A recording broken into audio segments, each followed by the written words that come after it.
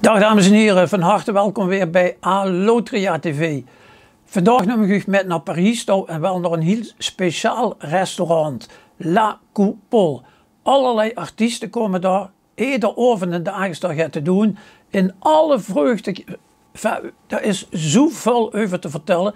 Laten we naar Parijs gaan, dan vertel ik u daar meer van. Allotria. Ja dames en heren, het doelstapje van vandaag komt uit Parijs. We stonden op de Champs-Élysées voor een heel beroemd restaurant, La Fourquette. En we gaan het vandaag ook over een restaurant hebben. Niet La Fourquette, maar over La Coupole, de koepel. Die ligt hij pakweg een kilometer of 5 vandaan aan de boulevard Montparnasse in Montparnasse. En wat is er zo bijzonder aan? Die beginnen 's morgens zo tegen een uur of 5, 6 beginnen ze daar te werken, ontbijtje. Dan de lunch rond 12 uur. Om 4 uur is het theetijd.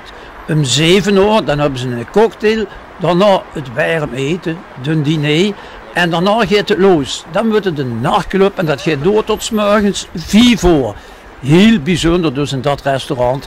En daar gaat dus volgende reportage over.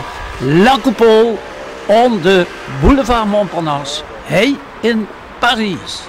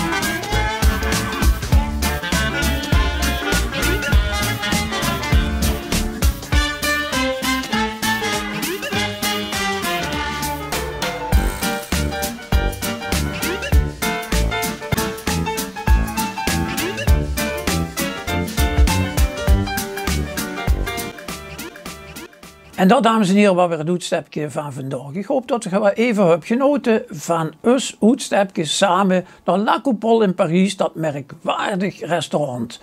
Ik wens u nog een fijne dag en wat dus betreft Geren tot de volgende keer. En niet vergeten hè, Allotria TV brengt de gezelligheid terug.